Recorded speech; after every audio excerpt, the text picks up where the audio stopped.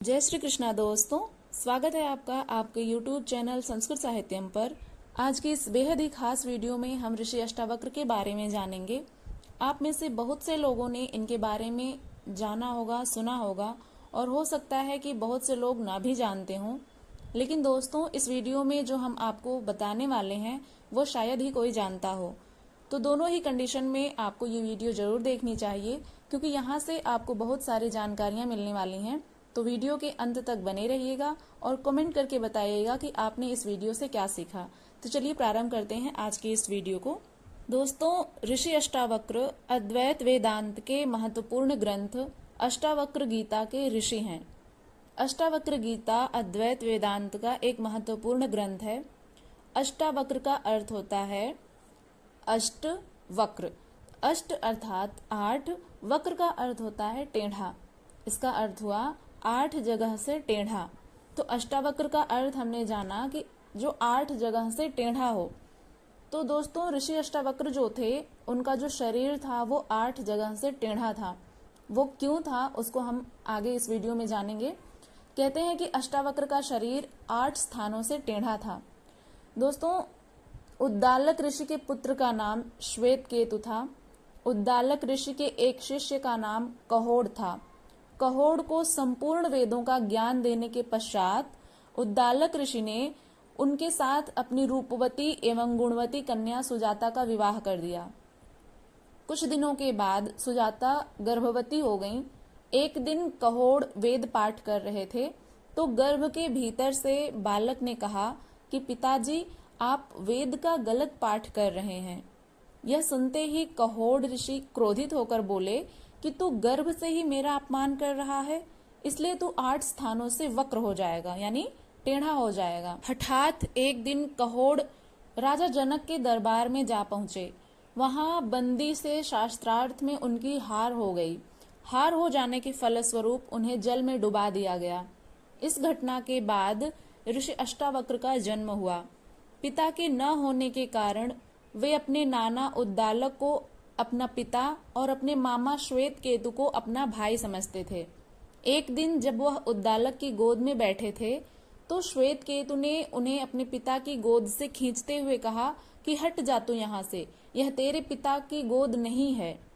अष्टावक्र को यह बात अच्छी नहीं लगी। उन्होंने तत्काल अपनी माता के पास आकर अपने पिता के विषय में पूछताछ की। माता ने अष्टावक्र को सारी बातें सच सच बता दी। अपनी माता की बातें सुनने के पश्चात ऋषि अष्टावक्र अपने मामा श्वेत केतु के साथ बंदी से शास्त्रार्थ करने के लिए राजा जनक के यज्ञशाला में पहुंचे। वहां द्वारपालों ने उन्हें रोकते हुए कहा कि यज्ञशाला में बच्चों को जाने की आज्ञा नहीं है। इस पर अष्टावक्र बोले कि अरे द्वारपाल, केवल बाल श्वेत हो जाने या अवस्था अधिक हो जाने से कोई बड़ा व्यक्ति नहीं बन जाता। जिसे वेदों का ज्ञान हो और जो बुद्धि में तेज हो वही वास्तव में बड़ा होता है। इतना कहकर वे राजा जनक की सभा में जा पहुंचे और बंदी को शास्त्रार्थ के लिए ललकारा। राजा जनक ने अष्टावक्र की परीक्षा लेने के लिए पूछा कि वह पुरुष कौन है जो 30 अवयव, 12 अंश, 24 पर्व और 308 अक्षरों वाली वस्तु का ज्ञानी है।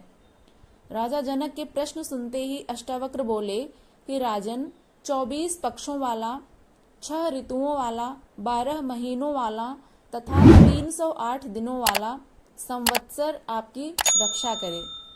अष्टावक्र का सही उत्तर सुनकर राजा जनक ने फिर प्रश्न किया कि वह कौन है जो सुसुप्तावस्था में भी अपनी आंख बंद नहीं करता।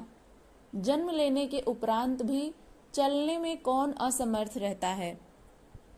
कौन हृदय विहीन है और शीघ्रता से बढ़ने वाला कौन है। अष्टावक्र ने उत्तर दिया कि हे जनक, सुप्तावस्था में मछली अपनी आंखें बंद नहीं रखती।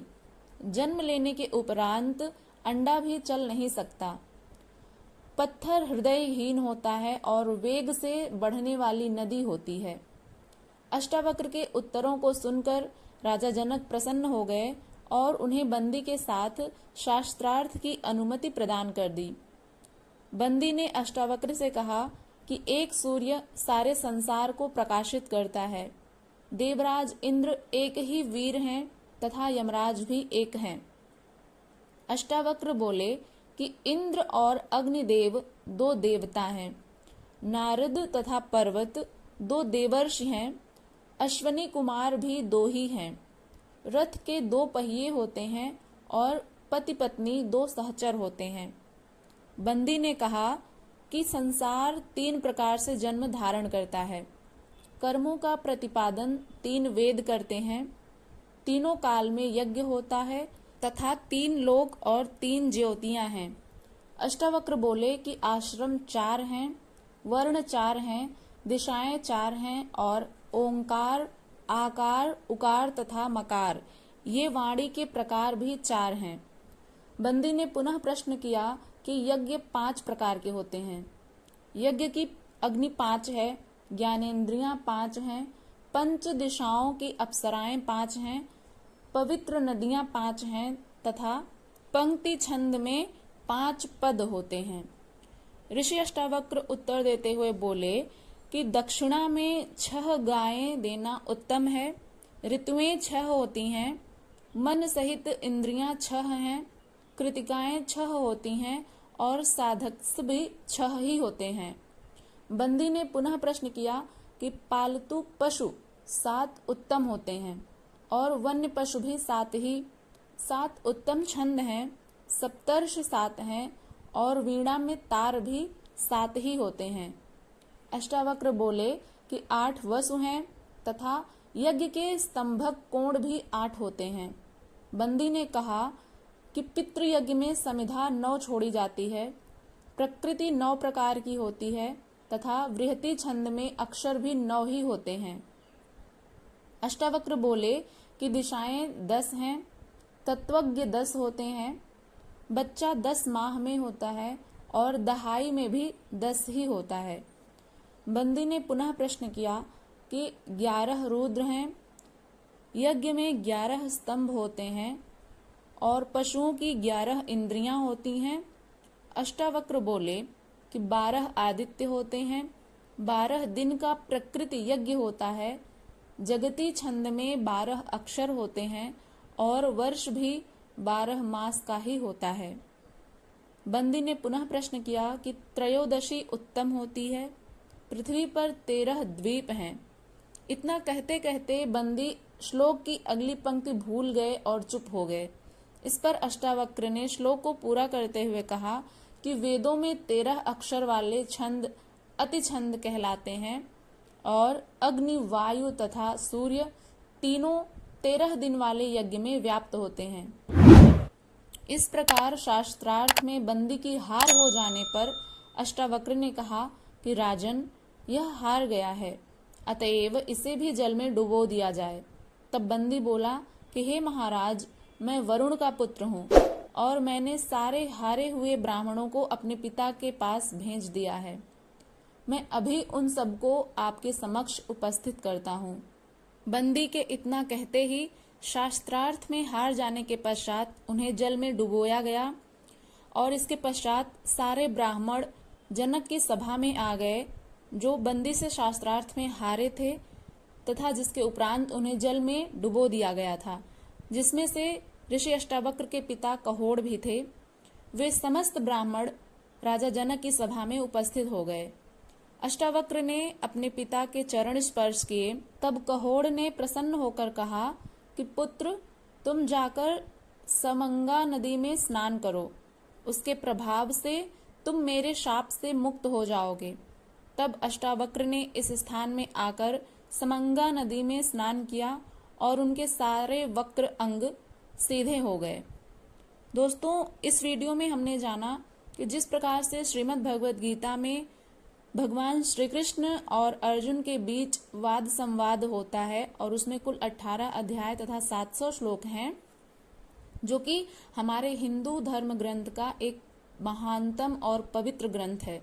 ठीक उसी प्रकार से है यह अष्टावक्र गीता। यह भारतीय अध्यात्म का शिरोमणि ग्रंथ है, जिसकी तुलना अन्य किसी ग्रंथ से नहीं की जा सकती। इसका प्रत्येक सूत्र आपके जन्म जन्मांतरों की गुत्थियों को इस प्रकार से सुलझा देगा मानो वे कभी थी ही नहीं।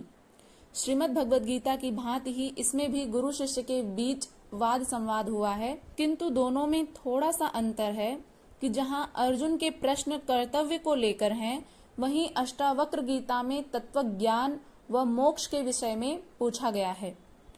सुख कहाँ है, दुखों का कारण क्या है, बंधन क्या है, मुक्त क्या है, संसार क्या है, मैं कौन हूँ, जीवन के ऐसे ही अनेक गूढ़ प्रश्नों का उत्तर प्रदान करने वाला एक परम पावन ग्रंथ अष्टावक्र गीता है, जिसमें गुरु अष्टावक्र ने बिना किसी लाग लपेट के राजा जनक को तत्व ज्ञान दिया है।